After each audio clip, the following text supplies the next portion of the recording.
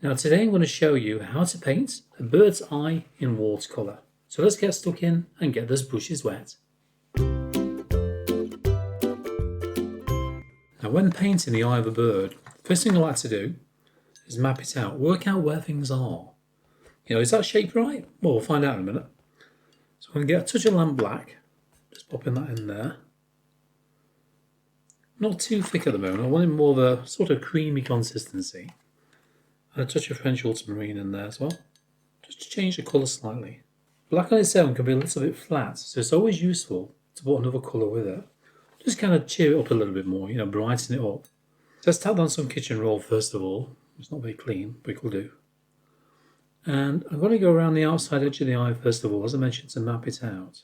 Work out where the shapes go, work out the edges. Now this area here is quite dark in there actually, isn't it? I think the shape looking at the photograph is about right, to be honest with you, because when you compare to the photo, you need to keep looking at it back and forth every few seconds. That's what I'm doing here. That way it helps it sort of sink into your mind a bit more, that overall shape. It does for me anyway. And then you get to that corner and it starts to work its way down. What you actually got, imagine this being a ruler. Instead of being from the corner to the corner, instead of being level like that, it's slightly tilted. So you're looking at that sort of angle there. From one corner, ish, probably about there actually. One corner, there you go, which is there, to this corner down here. So those two areas, okay? That's what we're looking at. So find out the angle of that eye first of all by looking at the corners, work out where that goes. Look at the overall shape as I mentioned, because the shape of this is not round, is it? Fine tune it. Once you've got the set in place, you can then start to fill it in a roundabout way. Now the highlight, bit of a gap because it's quite dark in there, isn't it? Sort of swoops over that way. Then staggers, as if it's been drinking at the pub all night. About like that. Then just around the side there, that's it. There's a small bit of a highlight just here. But I might lift some paint off later on and do that. We'll have to go around this with some darker paints in a bit anyway. So start off light and work your way to a darker colour. This is phthalo blue with a touch of purple lake. I'm going to add this in to here. Very watery though. Just a little bit, don't need too much of it. Try that first of all. Damp clean brush. Wet above it.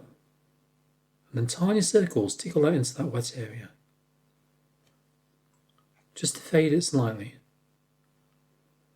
This is sort of reflecting the colour within its feathers, isn't it? It's only the background wash on there, as you know, but that will get stronger when I work on those over time. I've got plenty of videos on here on how to work on feathers. Bring that down to there. And I think I might add a little bit of that blue just into the corner of our black colour. Just tap in, just a touch here and there to change it slightly, like that. Now the upper and lower eyelids, or the ring around the eye, as I always call it, I'm going to just touch that in with a little bit of phthalo blue and that purple lake. Still very watery. So whilst that's drying, what I need to do is make this a little bit thicker. Okay, back to my size 00 brush. I'm going to load that up, load it, roll it along the side and give it a tap or two on some kitchen roll, just taking the residual paint off. And I'm assuming that the blue area around the edge now is dry. Should be.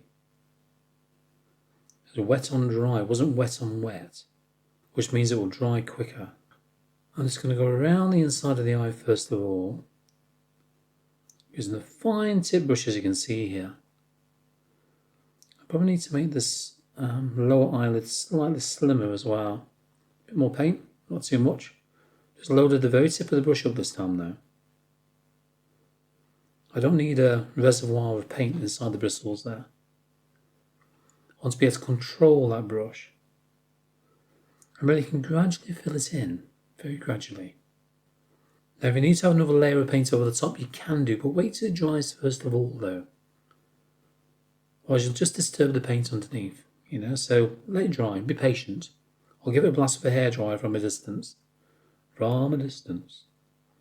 Then, once you've done that, you can apply another layer over the top. See, already this eye is starting to come alive. Already. Nearly there.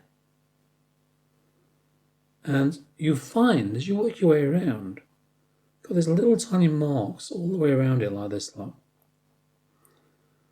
Some are very faint and some stand out.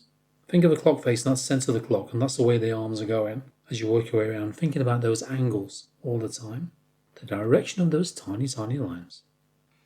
Give it a semi-dry. Then very lightly soften this side.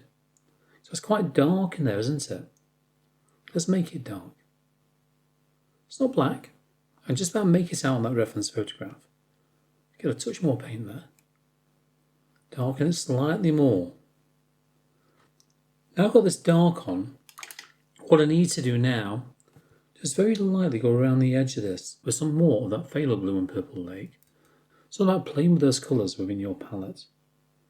Just adding a touch of this into this eye ring, very carefully because the background is quite wet there.